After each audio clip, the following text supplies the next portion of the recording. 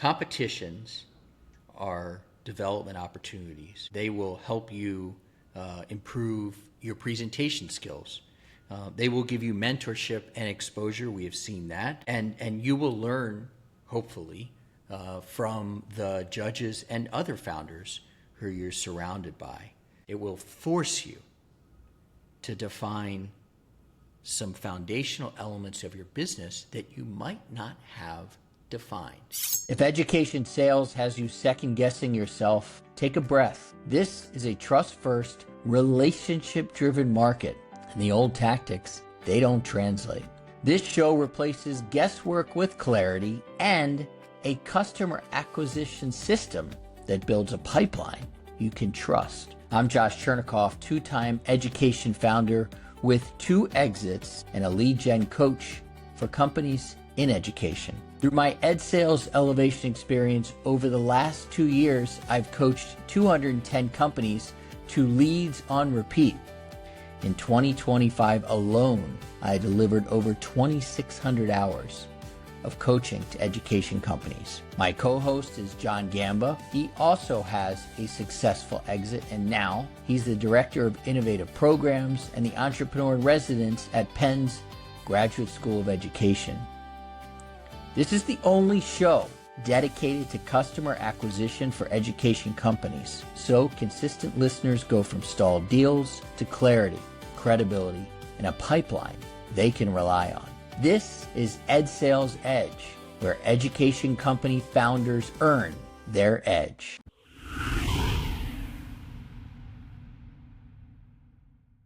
Hello, everybody. Welcome to the EdSales Edge. You're getting me in my sportiest of all looks. I just had my first, it was orientation at cardiac rehab. Wow. John. So usually my hair would be as nicely combed as yours, but I'm wearing a hat, and I guarantee okay. you weren't the youngest there. I will talk to you about all of that and my impressions offline, but I am happy to be there, and I'm going to show up. And today. Can I just give you a humbling story, because I don't mean to make light of that and to make a comment like that. But sometimes we have to laugh. As you know, I've had a battle with skin cancer, being dumb about, and I'll never forget on light of that comment, being at Fox Chase Center and going in for my checkup and seeing the signs are really like sobering, right? One sign says chemo that way, and the other sign says radiation that way when you're, getting your treatments, and that's when it really is real, right? When you're at the cardiac center, you're going through, quote, cardiac rehab after 100 days of what you went through. It's real, we can get on these podcasts and we can post on social media, and you had a real sobering one the other day or yesterday. But when it comes down to it, we're living life and we're taking swings, and you never know. And, today's a gift. Today is a gift. There's a lot of people that would love to be at cardiac rehab, right? Yeah. And by the way, you have to make a major commitment. It's 3 days a week for 3 months. Wow. And if you miss a certain amount, you're out. And so our show today is about taking swings. It is about showing up even after you potentially have swung and missed. Today we're talking about why education founders should enter competitions, something that is very relevant right now and near and dear to us. And we believe that people, the founders, should enter competitions even when they might expect that they're not going to win. Yeah. And that's okay too. I'm not sure where I found this, but there is a picture on the internet of an underpass, and it says, "Fear is a liar." And at one point I had that as my desktop, and I go back to it quite often. I also go back to a very famous quote from a basketball player, and I'm going to try and get his last name right here, Giannis Antetokounmpo. who now plays for the Miami Heat. You only have to And say Giannis. Isn't that great? When you get I to that know, level and it's just the first name, that's it. LeBron. I know, but I wanted to really try it. I think I did it well. Alvin, who's from Nigeria, will let me know. And at the end of the season, Giannis and his team, the Milwaukee Bucks, didn't win the championship. And he talked about Michael Jordan playing 15 seasons and winning 6 championships. And then he asked the reporter, quote, "Were the other 9 seasons failures?" And he said, "Of course not. They were part of the journey. They were part of becoming better. They were steps."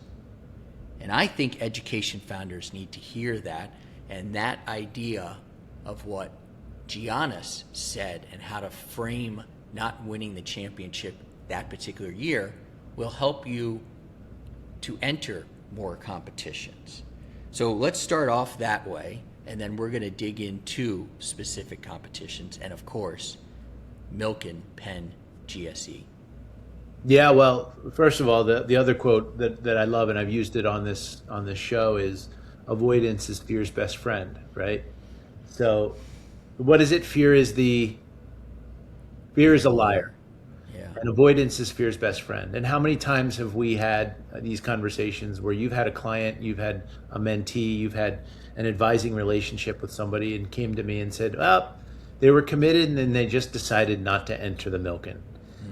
The Milken Penn GSE business plan competition is the competition that I oversee in its 17th year, giving away $2 million, $200 million of follow-on capital to those who have won. But yeah, how many times have we heard they're just not ready or we decided not to enter? But the flip side we've also heard, Josh, which is we know we didn't win or we didn't advance to the quarterfinals or semifinals, but the process of being able to synthesize our vision, our mission, our core values, and our value proposition was priceless. And we're going to continue to enter and we're going to continue to try to synthesize into that application. It only takes an hour or two, is really rewarding for a lot of these prospects. So I like the process more than the reward. And I think that the process has been rewarding for a lot of people who have gone through many of these competitions that are out there. I know you make sure that the process is rewarding for them. So if you apply at Milken Penn GSE and do not win, was it a failure? If you pitch at South by Southwest EDU and somebody else gets the prize, was that a failure? If you enter the ASU GSV Cup or Shark Tank with our friends at IEI and you do not win, was that a waste of time? And in our belief, the answer is no. But I want to put you on the spot because I think you have the answer to this, and I'm not looking for exact data. But what do you think is the reason that people, or what is the reason that people say they don't apply? Is it there is a cost, maybe. There's a financial cost. I know it's small. Or is it time? Or we're not ready? What's that go-to excuse that people use? We're not ready. In my case, the cost is zero. So I just have to be older than 18, less than $2 million of ARR, and less than $2 million raised. And you can enter if you're addressing systemic issues in worldwide education. We've supported over 3,000 ventures from 50 plus countries. So that's that. The excuse and the comment is we just weren't ready, and they thought that there wasn't a reward by going through the process of entering, working with your team to determine what is that value proposition, what is that unique selling proposition, who is that target market, what is the TAM, SAM, SOM, the total addressable market, the serviceable market, and the total achievable market, or the serviceable market, and going through that analysis. There are rewards in and of itself for going through that process and getting ready. Can't tell you how many times somebody applied 1, 2, 3, 4 times and then made it to the semifinalists. Totally. And they didn't make it to the finals. They tried the next year. They not only made it to the finals, but they won. And that's a real rewarding process as well, especially when we get so connected to some of these entrepreneurs. The DM Merci from Enlighten App, the Jody Andersons from Resume, the Eric Leiter from Say It Labs, Writer. These are just tremendous entrepreneurs who keep swinging, keep showing up, and through that process, eventually they see the fruits of that labor. Before we jump back in, I want to take a quick moment to thank you for being part of the EdSales Edge community. If you're enjoying this conversation or you found value in any of our episodes, please take a moment to follow or subscribe wherever you're listening or watching, whether that's Apple Podcasts, Spotify, YouTube, or your favorite podcast app. And if you have a minute, leaving us a review or giving this episode a thumbs up on YouTube makes a huge difference. It helps more education founders and leaders discover the show and allows us to keep bringing you conversations like this. We truly appreciate your support. Now, back to the show. The competitions are development opportunities. They will help you improve your presentation skills. They will give you mentorship and exposure. We have seen that. And you will learn, hopefully, from the judges and other founders who you're surrounded by. And it will also force you,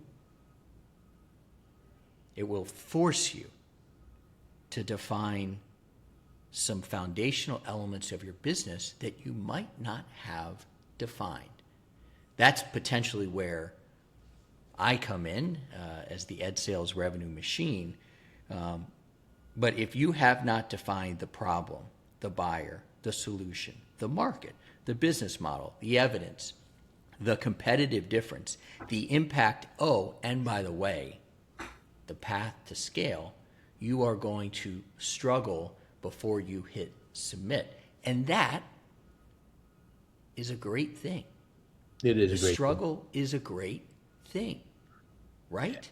Productive struggle is a great thing. In fact, it's a pinpoint. It's table stakes in today's education system, as we want our students to productively struggle, not endlessly struggle and beat them down, but really productively struggle with problem solving, critical thinking, working in teams. This is what 21st century skills and 21st century jobs are going to be all about. But what I'd say also, Josh, that I think is as I thought about today's show and I thought about the experience over the last 7 years of working with some of these phenomenal founders and entrepreneurs, is what's my favorite part about the application? And I thought about this, and maybe this is coy or overly creative, but one of them is the word limit. Every question that you're asked has a word limit. So nobody has the advantage of putting a PhD thesis into the application. You have to say it in 1,000 words or less. Who is your team? What is your competitive differentiation? What is the underlying research and the evaluative model that you're putting into place to prove the outcomes that you're delivering? And probably most importantly, which is weighted high, is equity. What are the equitable access, equitable outcomes, and what are the equitable experiences that you're putting forth to an underrepresented community to really deliver something that has bite, that has merit? And can you stand out to our 60 democratized judges who look at the applications, you included, Josh, to really stand out? And everybody's on an equal plane. We have inter-rater reliability as a research university to make sure that there's no way that you can game the system. We even have AI detection, to say, was that just AI putting that application together? Some use AI to help with synthesis and help with some of their prompts, but for the most part, those that really get to the quarterfinals, the semifinals, ultimately the finals, and win, really have something of strong value that is competitively differentiated, that stands out to the judges in a unique way. But when 500 plus applications come in and only 7 can win, the reward is the process itself of being able to convey and synthesize the information in a way that's going to help your team and your venture move forward. Yeah, you used a word. It's a pinpoint. It's just a pinpoint, and I use that word just on purpose. because it's just that. It's just a pinpoint. And this is the first step to success. Before the stage, before the judges, before a winner is announced, the application itself forces you to look at the business differently, which is a great thing because as one of the mentors I've had said, it's hard to see the label from within inside the bottle. And it truly is, because we are way inside the bottle on our own businesses. And so this gives you an opportunity to look at it through a different lens. Sometimes the first thing a competition gives you is clarity about what is not ready in your business yet.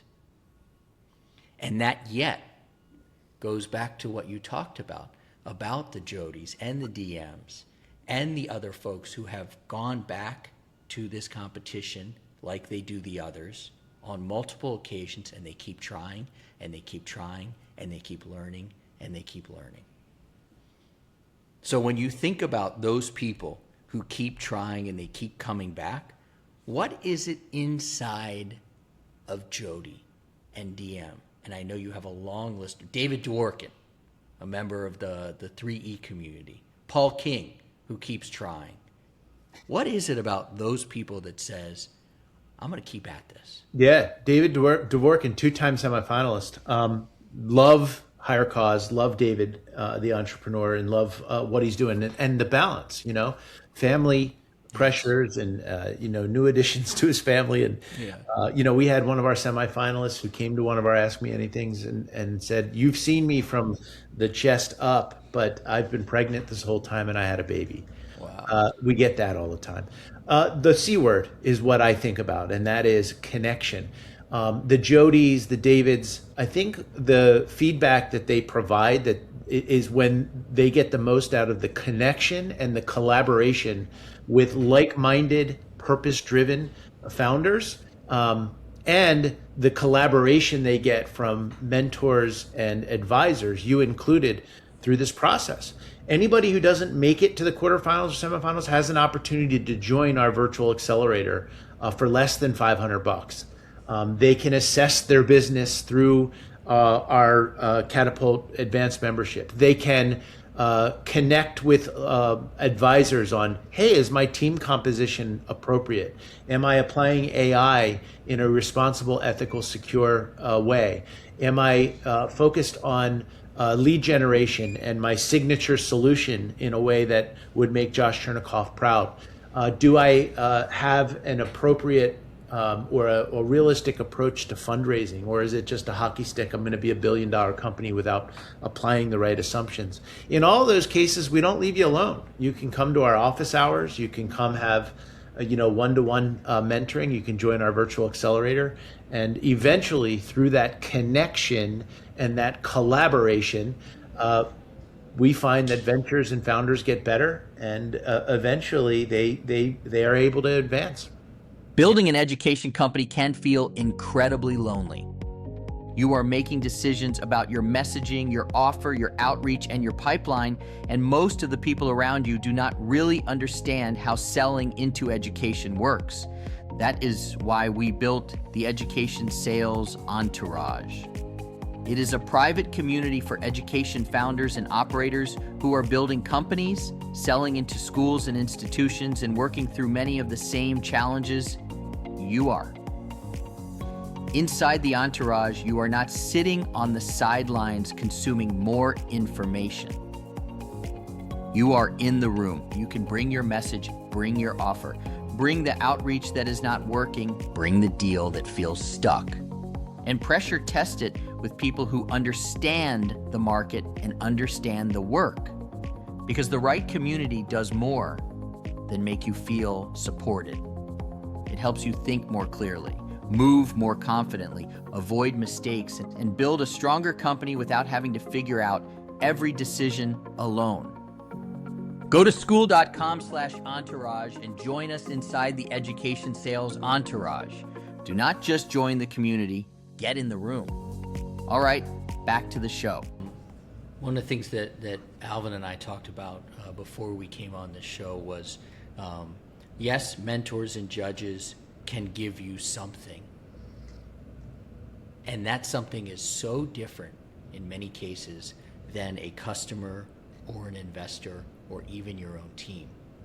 And so I think it's important for people who enter these competitions to recognize the mentors and the judges and the value that they bring, and that you might not see that, again, from the outside looking in.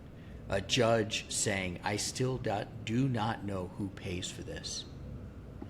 That might feel painful, and honestly, I had to do it about 30 minutes ago for a client. But it's really important that we give that feedback. Yeah. And we're there to do that.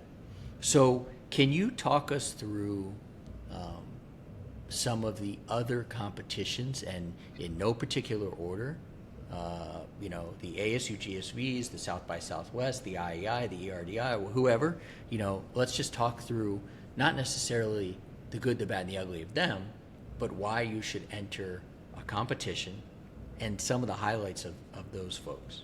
Yeah, so let's start with ours. Just get that out of the way. Totally. If you just go to Milken competition, just Google that. You'll see information on our finalists, and you'll have an opportunity to tap into our newsletter so you can get updates, news, and information on the next cycle, which tends to start late December and into January.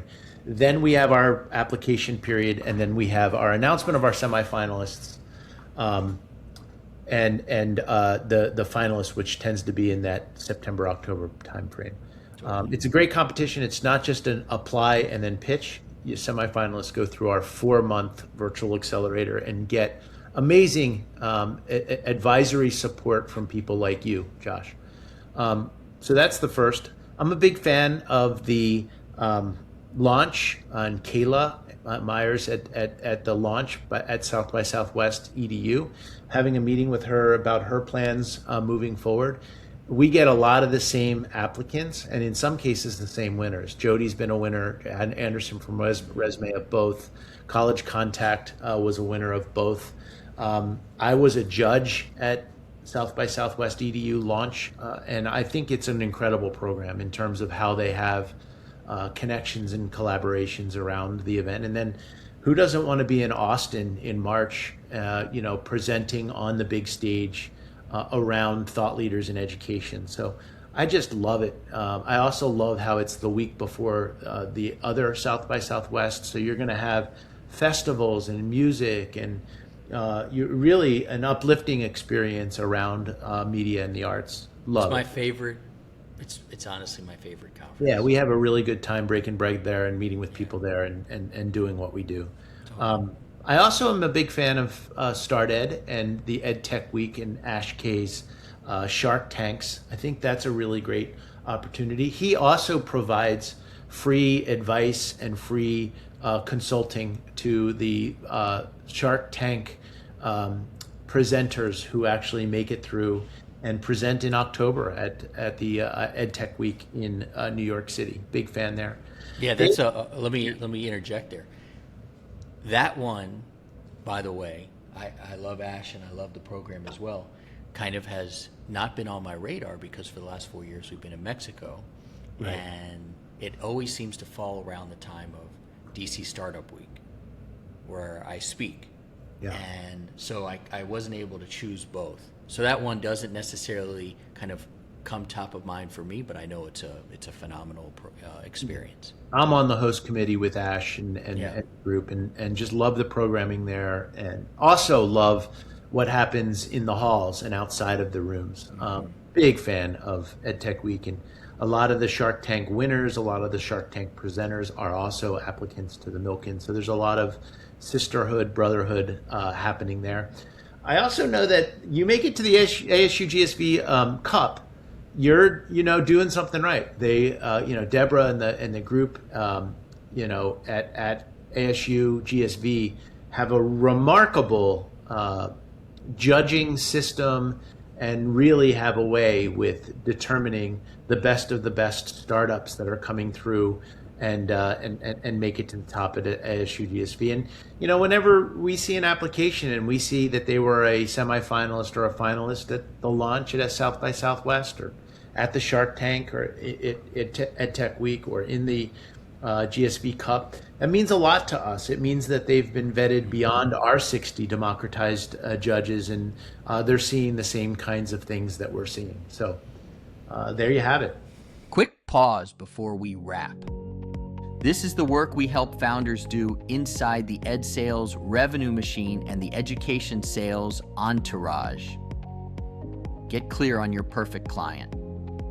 Tighten your offer. Build the right relationships. Create the rhythm. And stop guessing alone.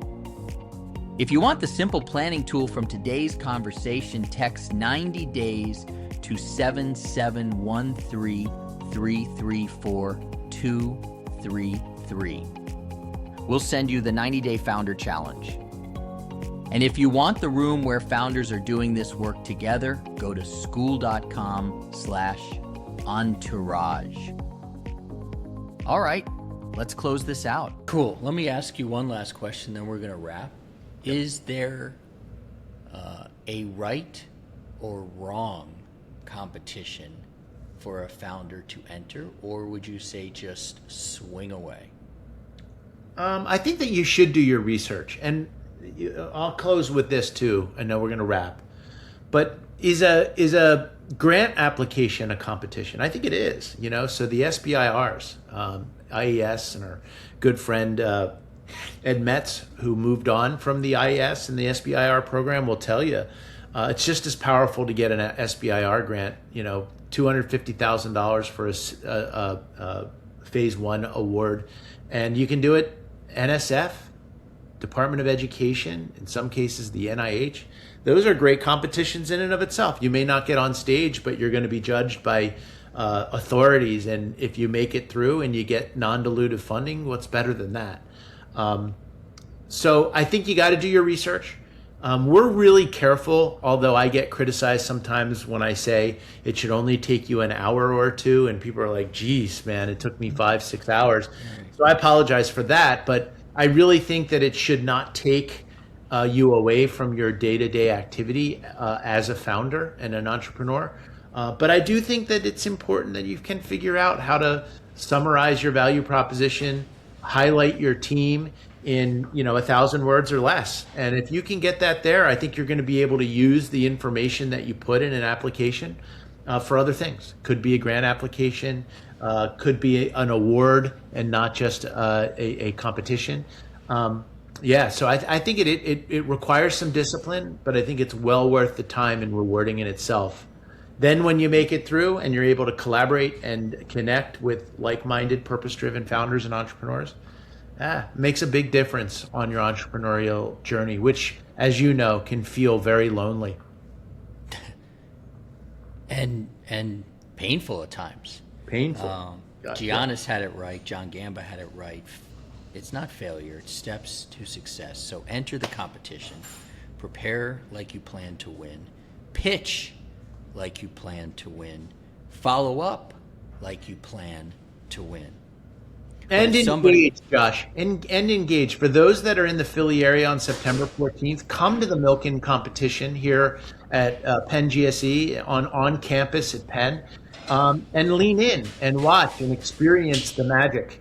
I think that's a powerful opportunity for entrepreneurs who are in the area and want to experience that magic. I agree. We're going to host an event there so people will get information about that. The most important thing here, hopefully people remember, fear is a liar. So enter that avoidance competition. is fear's best friend. Just remember, fear sucks. Fear sucks. Okay? Fear sucks. And we appreciate you guys showing up. It's the middle of the summer, but these competitions do not rest, and neither should you. Find the right one to enter, start with one, and reach out if you have questions, and we'll help you kind of parse out which one is best for you. We're big fans of the Penn Milken, of course, but we also know the other ones. Thanks for showing up, John. And thank you, Josh, for being a loyal sponsor. It is my honor. Thank you. All right, that's it for this episode of the EdSales Edge. Thanks for joining us. If you sell into education, the goal of this show is very simple: to help you stop guessing what actually moves deals in a system where trust matters. If you want to go deeper, join us inside The Entourage, our private community for education founders and operators selling into schools. You'll see the details in the show notes. If this episode helped you think more clearly, that's great. Subscribe, like it, and share it with another founder in the education space. Until next time, get clear, build trust, set up a system for sales, and keep earning your edge.